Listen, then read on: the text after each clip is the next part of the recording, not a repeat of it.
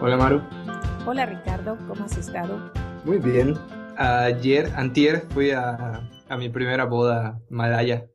¿Encontraste un traje a la medida? No lo encontré. O sea, sí habían, pero no eran como... No sé cómo definirlo. Tal vez como si el requisito para una boda para una mujer fuera terno y solo encontraste hipiles. No, y ¿Sabes? no Como que encontraste el es fustán. algo, o sea, una parte específica me faltaba y no la pude encontrar, entonces fui de traje normal. Pero habían otras personas que estaban así también. O sea, fuiste de Catrín. Algo así. Ya. ¿Y cómo estuvo? ¿Qué cosas diferentes hay de las bodas occidentales? O cuenta. El factor más importante es que no hay cerveza, no hay ningún tipo de bebida alcohólica. Por favor, Eh, un alto. O sea, jamás se me hubiera ocurrido que ese iba a ser el primer diferenciador que yo hubiera mencionado. He aquí el gap y- generacional presente una vez influye más. mucho en la actitud que tienen las personas. Bueno, primero entras y las bodas son mucho más grandes de las que yo estoy acostumbrado al menos. O sea, en la boda en la que estábamos era una boda estándar, no era una boda así como muy fancy. Ah, Y habían unas 1000 personas, tal vez un poco ¿qué? más. Y era una boda así casual. Y además de Wow. que era la boda del lado de la novia. O sea, la próxima semana hay boda del lado del novio. Y una semana antes hubo la boda como para solo los amigos más cercanos. Como que ese sería el primer diferenciador que yo hubiera mencionado. Para una boda hay que hacer tres. Bueno, fue lo que me llamó la atención al inicio. No, está bien, cada quien se fija de lo que es importante. Así Entonces, es. no, qué interesante. Y la pregunta perenne mía, ¿y la comida? La comida estuvo muy buena. Es como la idea principal porque el festejo comparado con los festejos de México al menos es muy corto. O sea, las fiestas de acá tienden a extenderse y en la de Malasia fue como 2 horas y media, 3 horas Ya. y ya toda la gente se había ido. O sea, nada más llegas, te sientas, entra la pareja, hay como algunos discursos, bla, bla, se sirve la cena y te vas y estuvo. Qué bonito. Pero la Sí, comida no hay, estaba no hay rica. baile tampoco. Nunca, en ninguna, ni en la de los amigos, ni en la del novio, ni la novia.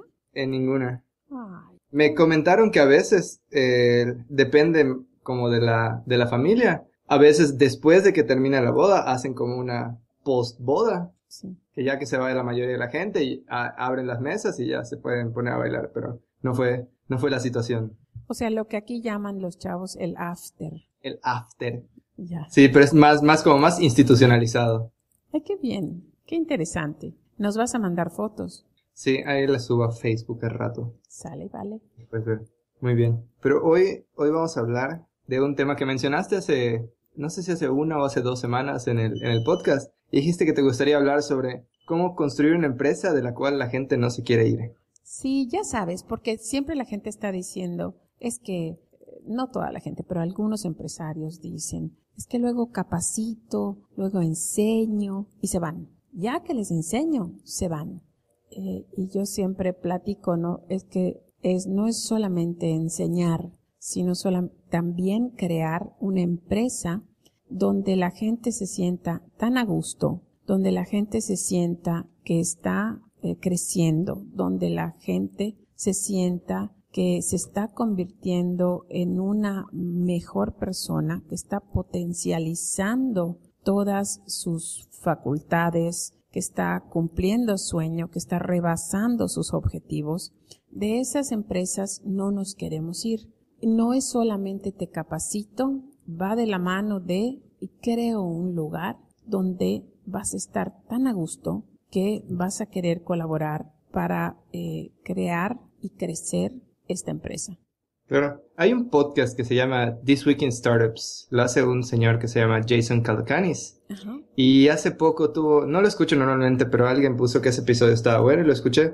Y tuvo unas preguntas de sus escuchas. Sí. Y le preguntaba a un chavo, le decía, oye, estoy trabajando en esta empresa y tengo un salario decente, pero me están ofreciendo un trabajo con un salario. Creo que decían, por ejemplo, iba a pasar de ganar $60,000 a pagar $70,000.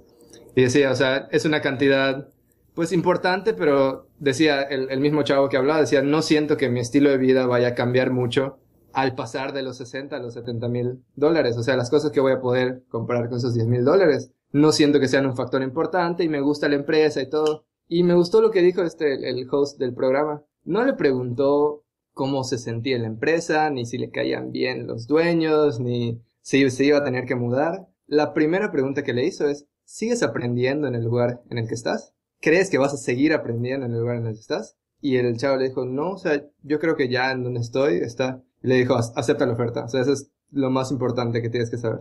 Eso es muy interesante. Y eso es parte de crear una empresa de donde la gente no se quiera ir, porque si ya no hay reto, pues también la gente cree que que los empleados se quedan por dinero solamente, y no, de verdad el dinero es uno de 15 factores, pero no es el más importante, y mucho menos en la era de los millennials. O sea, queremos algo que impacte más nuestras vidas, y una de esas cosas es el crecimiento, definitivamente. Muy interesante. Pues te cuento que esta pregunta viene mucho en los cursos de iniciadores.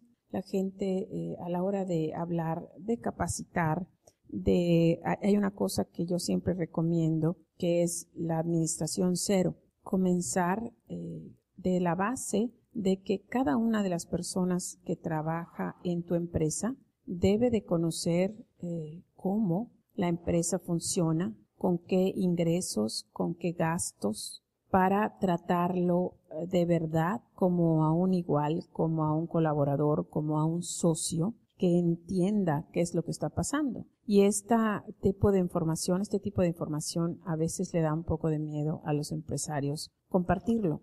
Pero, y también dicen, por ejemplo, me preguntan a mí, ¿qué haces con la gente que entra y aprende a hacer tus recetas y luego se va? Y les digo, no me ha pasado. La gente que entró y aprendió las recetas sigue trabajando conmigo. Hay dos cosas acá. Una, no le enseñé las recetas a todos los que entraron en el momento en que entraron. Tuve que ver a quién iba yo a entrenar. Y después he estado trabajando, seguimos trabajando por crear una empresa donde la gente sienta que hay retos, que hay crecimiento para ellos y no se quieren ir de la misma manera que, no sé si te ha pasado, a veces no querías dejar de ir un día a la secundaria porque decías algo padre va a pasar hoy y yo me voy a quedar en casa. O de los niños de 5 años que no se quieren ir a dormir porque sienten que cuando se vayan a dormir los adultos van a empezar a hacer cosas padrísimas. Se quieren quedar a ver qué hay. Y lo mismo pasa con estos empleados buenos que entienden los beneficios de este crecimiento para ellos. Porque también hay que admitir que hay alguna gente mínima que solamente está viendo el dinero. Y la mayoría de las veces esto pasa con gente que no ha llegado a un cierto grado de madurez, que son más bien jóvenes o que están siendo absurdamente mal pagadas. Porque es verdad que hay que comenzar con un sueldo que sea bueno, mas no necesariamente estoy diciendo que el sueldo tiene que ser 10 veces más o 2 veces más de lo que paga el de al lado. Simplemente tiene que ser un salario bueno y de allá crecer. Claro, y regresa a la parte que platicamos en el podcast pasado de que el dinero no es el punto. Pero a mí me gustaría preguntarte, ¿cómo seguir retando a tus empleados? Creo que es importante, siempre hablamos de sistemas, establecer sistemas para seguir retando a los empleados, ¿o es algo específico para cada uno de los empleados? Mira, de los sistemas sí quiero decir algo antes de que se me olvide. Lo que toda la gente ansía, tú, yo, Diego, la gente que nos está escuchando, el empleado o el jefe, el santo grial de lo que nosotros queremos es el control de las cosas, el poder controlar lo que nosotros queremos. Cuando una empresa ha definido y hace que se ejecuten sistemas en la empresa para hacer todo, para producir, para contratar, para vender, para recoger, productos, para tratar con proveedores. Cuando la gente que trabaja cuenta con estos libretos, con estos sistemas, con estos modos manuales de la manera de operar, nosotros le otorgamos a nuestro trabajador ese control que tanto ansían. Todos hemos oído esa parte donde el trabajador comienza en una empresa con mucho entusiasmo, esperando las mejores cosas, y pasan algunos días, no muchos, y se empieza a quejar porque se siente inadecuado, me siento un imbécil, es que viene la gente y me pregunta, o los clientes me piden y yo no sé nada y no sé qué responderles y me siento mal. Este sentimiento de no saber, de sentirse inadecuado, es lo que más asusta a los empleados y lo que más los aleja de las empresas, porque todavía hay muchísimas empresas que están improvisando. Llega el empleado y les dicen, mira, tú te vas a poner aquí detrás de este mostrador, vas a vender las galletas, las pones en esta bolsa, aquí está la báscula, aquí los cobras y ya, dale. Pero no les enseñan. Sí, así saludas, así te despiden. Cuando la gente te pregunte esto, o sea, no hay un periodo de inducción, no hay un entrenamiento. Se le dice a la gente qué es lo que tiene que hacer, pero nunca se le dice por qué tiene que hacer lo que tiene que hacer, cómo y cuál es el sentido de lo que la empresa está buscando y por qué se actúa de esa manera. Porque para que llegues a eso, pues la empresa tiene que tener cierto grado de madurez, de haber explorado todas estas cosas para luego podérselas dar a los empleados.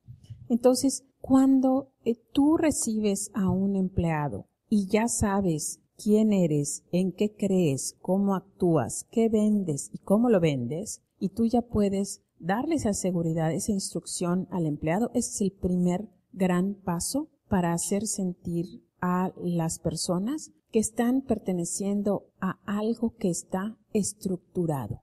La mayoría de nosotros venimos de caos. Hay caos en nuestras familias, caos entre el trabajo anterior, estás oyendo crisis, el periódico, problemas, esto. Cuando tú entras a un lugar donde sabes a qué hora hay que entrar y qué pasa si no entras a esa hora, a qué hora se descansa, cuánto esperan que produzcas, cómo hay que vestirse, cómo hay que hablar, todo, cuando todos dicen cómo hay que hacer todo, se produce un descanso, un alivio y una libertad para que el empleado pueda empezar a pensar tal vez de innovaciones o de mejores maneras de hacer las cosas. Pero sí, cuando llega el empleado que viene de situaciones normales de la vida, que tiene que estar viendo con problemas y llega y la persona que tiene que abrir a las 8 de la mañana la oficina no ha llegado, y a él le dijeron que llegue 10 para las 8. Y cuando por fin llega la persona, le dice, pues, ¿qué tengo que hacer yo? Ay, no sé, no te lo dijeron, yo no sé, yo tengo que hacer otra cosa, ay, ve tú qué hay que hacer. Y empieza a ocuparse, y luego llega otra persona y le dice, ¿por qué estás haciendo esto así? ¿Quién te lo dijo? ¿Qué bruto eres? No, así se hace. Entonces, esto es el principio del fin. Cuando una empresa no está estructurada, es un lugar donde la gente no se va a quedar.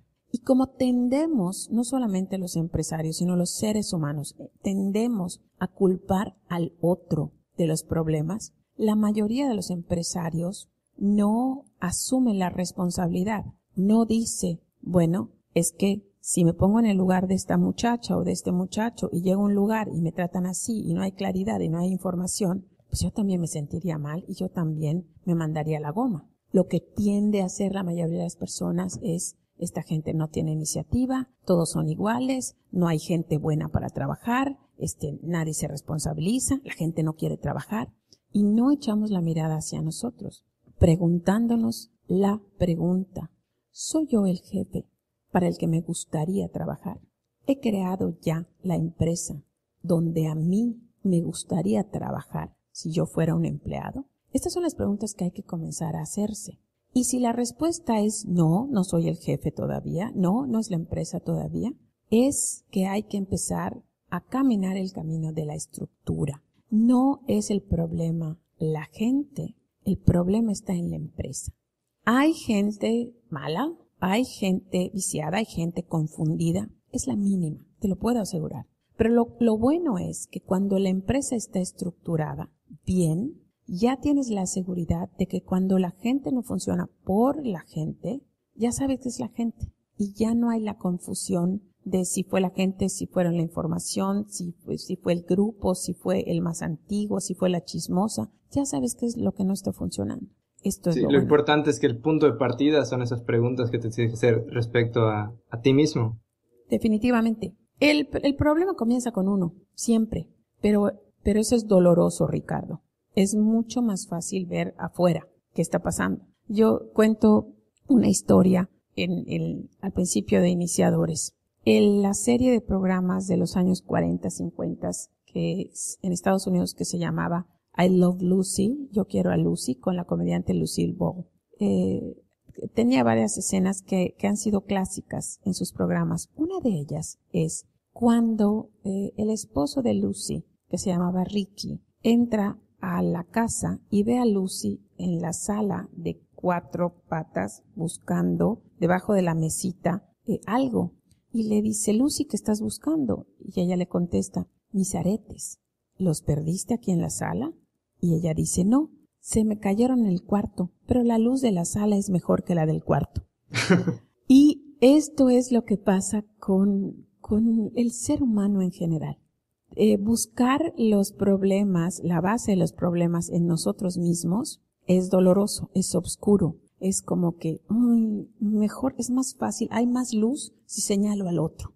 Entonces, esto lo hago para ejemplificar cómo nosotros tenemos que hacer un alto y hacer un inventario de lo que estamos haciendo, qué está funcionando y qué no, y qué cosas tenemos que cambiar. Eso es lo primero, antes de empezar a poner programas y esto. ¿Está mi empresa estructurada de una manera clara, comprensible? ¿Sabemos cuáles son nuestros valores, cuál es la promesa de qué estamos hechos, qué estamos tratando de hacer? Para que la gente igual venga a trabajar de una mejor manera. Es más fácil contratar a gente que esté alineado con lo que tú quieres cuando tú puedes expresar claramente de qué se trata la empresa. Esto es lo primero, esa claridad. ¿Cómo la ves? Muy bien, y antes de que sigamos con las siguientes partes, Sí. vamos a un pequeño spot sobre otro de los podcasts de 42 Broadcast Network.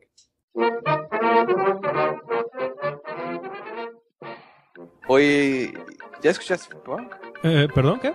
Floppy Punk, ¿Qué? el nuevo podcast de la 42BN No. Broadcast Network. 42BN Broadcast Network. Sí le sabes, .com. ¿Sí? 42BN, ¿no? .com. No, vete a escucharlo, Floppy Punk. 42BN.com, diagonal Floppy Punk.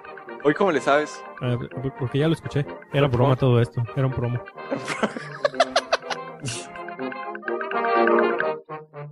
Bueno, ese fue el spot. Y, por cierto, no sé si tú ya has estado escuchando otros podcasts del 42BN, pero ya la semana pasada escuché la primera vez que sale nuestro spot, nuestro podcast, y me gustó mucho. O sea, quedó muy bien. Ay, Creo que todo es la magia de Diego, pero quedó muy bien.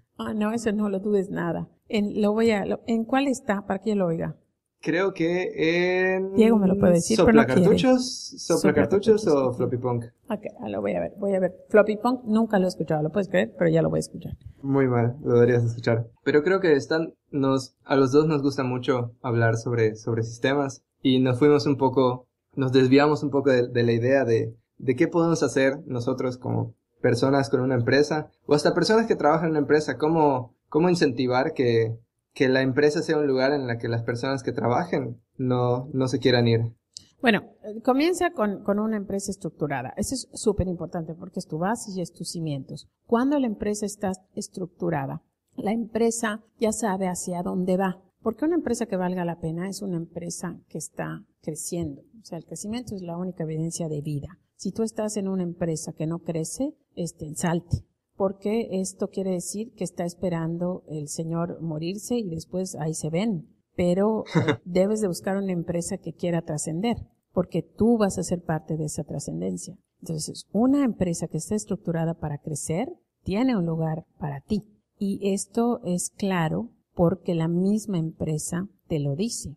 En Cookies tenemos el organigrama ideal.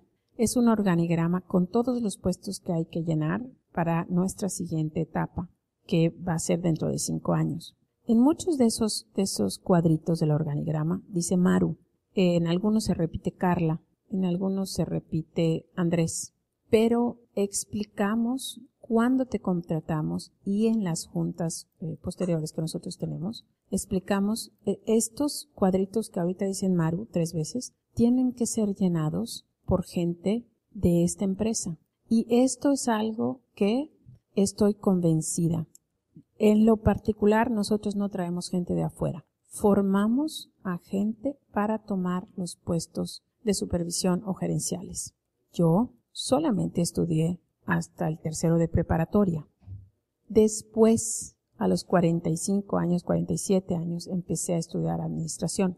Pero cuando yo tenía 47 años, yo ya tenía 10 años con la empresa.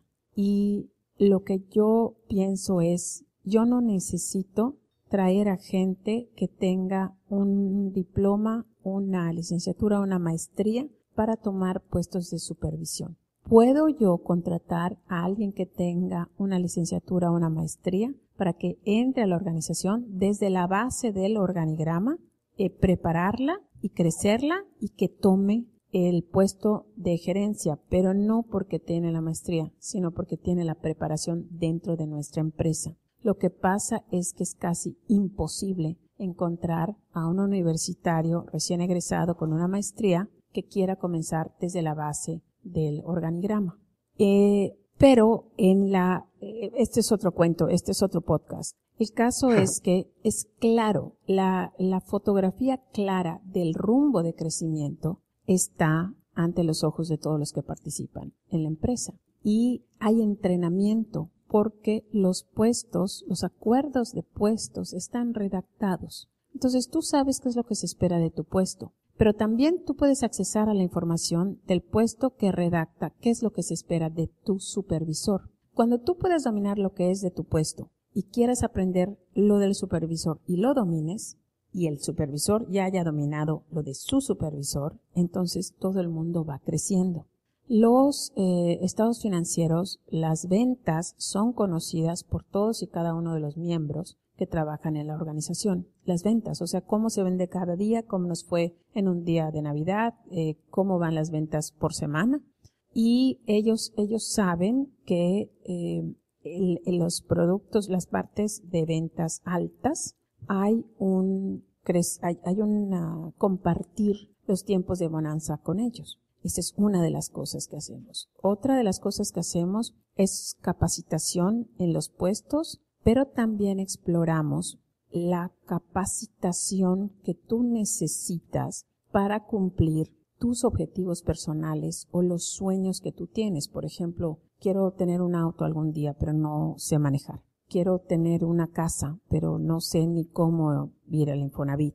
Me gustaría aprender inglés en el extranjero, pero no sé ni cómo sacar una visa. ¿Okay? Entonces, parte de lo que nosotros hacemos es los programas de EDA, las entrevistas de EDAs, que nosotros así llamamos a los encuentros de desarrollo de los asociados, donde nosotros nos interesamos por la gente para saber qué es lo que ellos anhelan, qué es lo que es importante para ellos. En la creencia de que si yo estoy atenta a lo que tú quieres como persona y esta empresa te ayuda a conseguirlo y tú estás de acuerdo y tú estás contento con el plan para conseguir esos sueños, entonces tú vas a trabajar de acuerdo con lo que la empresa te pida.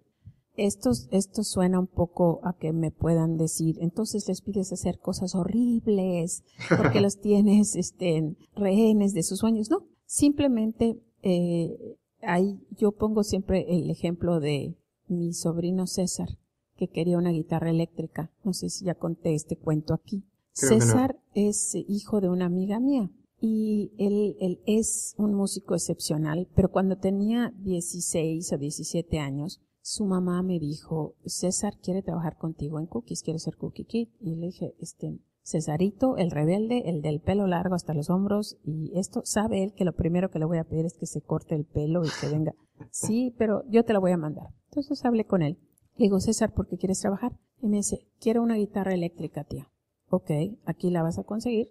Después de tanto tiempo ya vas a tener el dinero para la guitarra eléctrica y yo te voy a dar el trabajo. Pero tú vas a tener que cumplir con esto, tu cabello, tu esto, todo. Fue uno de los mejores Cookie Kids que yo he tenido. En el sentido de que entró súper serio y disciplinado. Porque él tenía un objetivo. Él quería la guitarra y sabía por qué le estaba buscando. Entonces cuando yo le decía, oye, César, hay que porcionar 300 bolitas de chocochip y necesito que tengas estas cosas perfectas para cuando vaya a venir a buscarle el cliente o lo que sea. César era, sí, porque él, al contrario de mucha gente que no sabe qué quiere, no hacía caras y por qué yo y por qué no le preguntas esto. Él sabía que el cumplimiento de sus funciones de trabajo lo iban a llevar a esa guitarra eléctrica. Ese fue un ejemplo valiosísimo para mí. Entonces, al principio de las conversaciones, cuando ya el empleado pasó la prueba de que este es un tipo de persona que queremos tener,